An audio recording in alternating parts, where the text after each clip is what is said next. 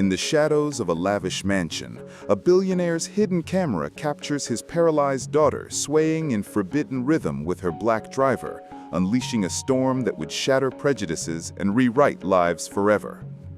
Nestled in the rolling hills of an affluent suburb outside Atlanta, Georgia, where manicured lawns stretched like emerald carpets under the watchful eyes of gated communities, lived Harlan Whitaker, a self-made billionaire whose fortune was built on a chain of luxury car dealerships across the South. At 62, Harlan embodied the archetype of old money success: sharp suits, a collection of vintage Cadillacs, and a worldview steeped in the traditions of his Confederate ancestry. His sprawling estate, Whitaker Manor, was a fortress of white marble and crystal chandeliers, symbolizing the unyielding barriers he believed separated the deserving from the rest. Harlan's world revolved around his only daughter, Eliza, now 28, who had been confined to a wheelchair since a tragic horseback riding accident at 16. The fall had severed her spinal cord, leaving her lower body paralyzed and her spirit dimmed under the weight of constant medical care. Eliza's days blurred into a monotonous routine of physical therapy sessions in the manor's sunlit solarium and quiet evenings staring out at the gardens from her bedroom balcony. Harlan doted on her with fierce protectiveness, hiring the best specialists money could buy, yet his love came laced with control. He vetted every visitor, every aide, ensuring no one disrupted the fragile bubble he had constructed around her.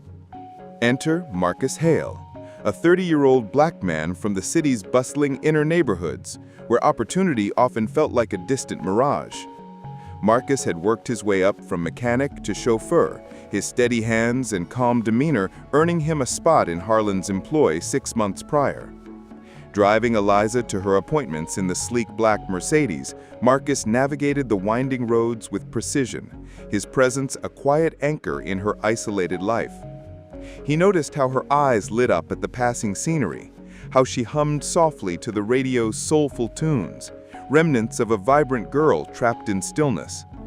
Curiosity simmered in the air like the humid Georgia summers. Harlan, ever vigilant, installed discreet cameras throughout the estate after a minor theft incident years ago, their feeds streaming to his private office. One evening, as the sun dipped low, painting the sky in hues of orange, Harlan glanced at the monitor and froze. There, in the privacy of the garage, Marcus had paused the car and something unexpected unfolded. A gentle sway, a shared moment that hinted at depths Harlan could never fathom. What secret bond had formed under his roof? The question gnawed at him, building an invisible tension that promised to erupt.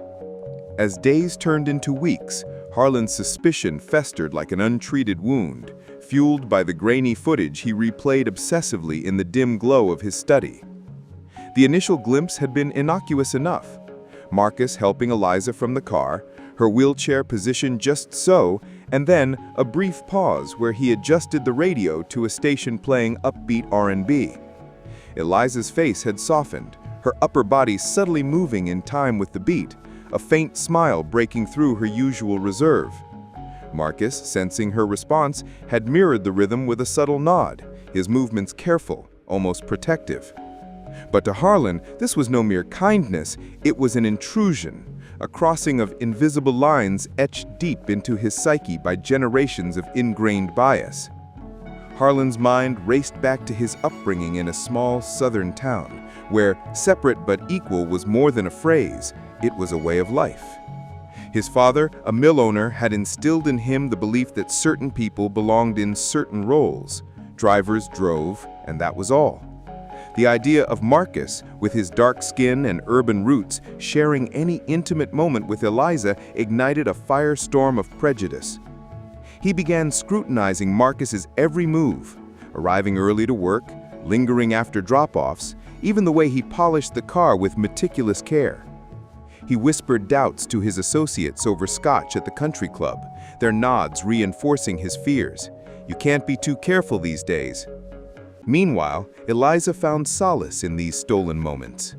Confined to her chair, she had long felt like a porcelain doll on display, her father's love a gilded cage that stifled her soul.